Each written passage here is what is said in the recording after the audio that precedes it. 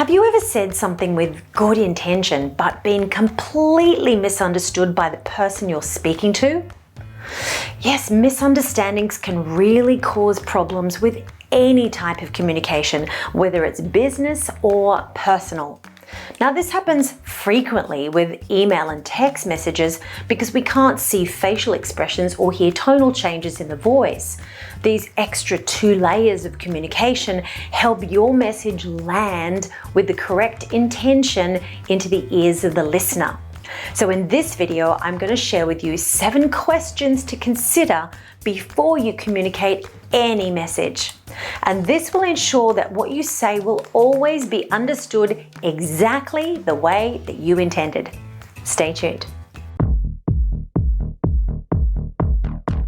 Q&A Tuesday, all your voice questions answered. Hi, I'm 𝒔𝒐𝒎𝒆, voice and communication coach and on-camera performance coach. I help people all over the world share their message with confidence, clarity, and conviction on video, on stage, and in the boardroom. Now, before we dive in, remember to subscribe to my channel and hit the bell so you don't miss the next video. Now, let's dive into the 7 questions that you need to take into account for every communication event, whether it be a sales call, a work presentation, or sharing an important message with a colleague. When we don't take these 7 questions into account, we actually risk miscommunication.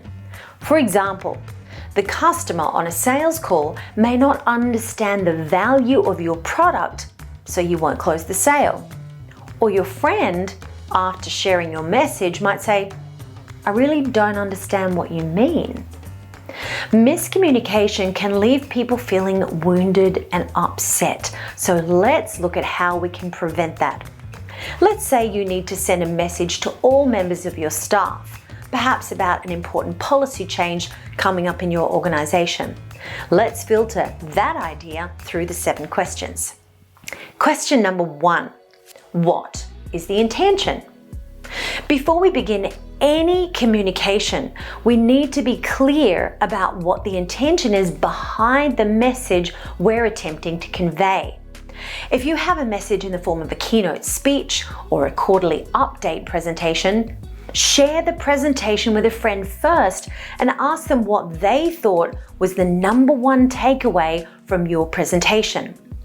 Ask them, "What do you think the overall intention of my message is?" This will help you see if you're heading in the right direction. Question number 2. Who are the intended recipients? The best way to spread the message correctly is to write down the individuals who need to receive the message so no one is left in the dark by accident. Assuming it will reach the right people is the wrong approach. You need to make sure by making a list and being specific about the exact amount of people that this message needs to get out to. The next question, number 3, is who is the best person for the job? Next, I want you to ask yourself, who is the best person to convey this message? The sender needs to be influential to the receiver, someone who can really change the actions of others. So ask yourself, is there a person within your organization that can convey this message with clarity and confidence? We need to take into account how the message might get watered down from person to person.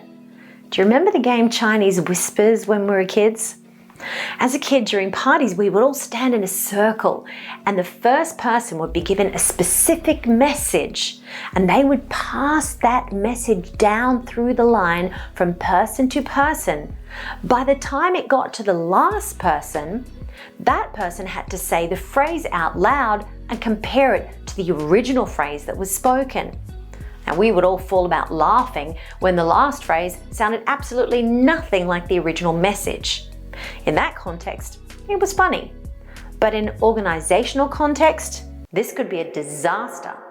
So think about who would be the best person suited to convey this message clearly and succinctly. Question number 4, interpretation of the message.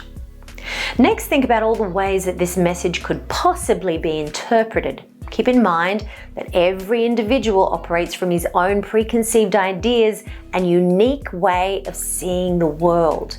We need to take into account these mental filters before we deliver the message. Ask yourself, is there any way I can articulate this message clearly so it can't be misinterpreted? Do I need to perhaps add a few extra phrases to make sure it lands with the right tone? Or if someone has a negative and limited mindset, could they interpret this in a really bad way? I want you to write down all the possible ways that this message could be misinterpreted before you finish the final draft of the intended communication.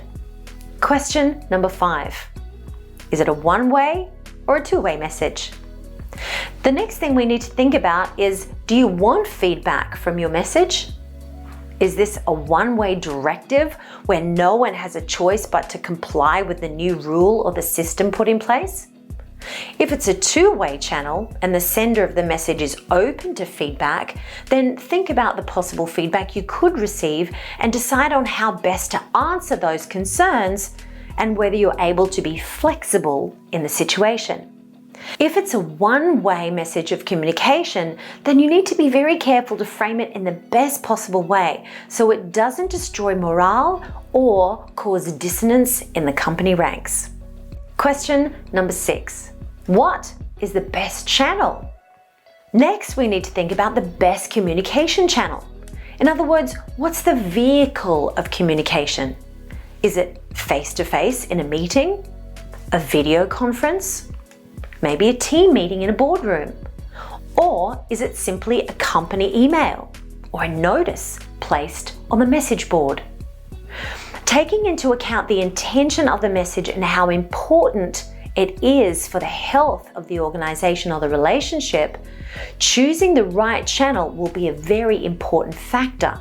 For example, no one likes to receive a breakup message by text or email, and perhaps getting fired too is best done face-to-face.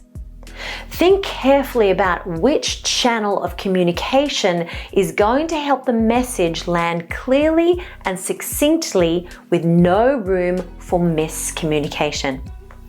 And lastly, question 7, timing. Sometimes we need to take into account timing as well. For example, if you come home from a hard day at work and maybe you're tired, you're cranky, you're hungry, this is not the best time to discuss a problem in your relationship. Timing is important. Likewise, calling an important staff meeting to talk through difficult and complex issues right after lunch on a beautiful sunny day may be the wrong time for that sort of meeting. People might feel too full or sleepy after that nice big meal and a nice relaxing sit in the sun. The same applies to conversations with family members. Pick your time. Make an appointment to discuss any serious issues that need space, time, and privacy to sort out. Timing is important. Well, that's it for today. I hope you enjoyed this video. Be sure to check out the other videos on my channel, and I'll see you next time.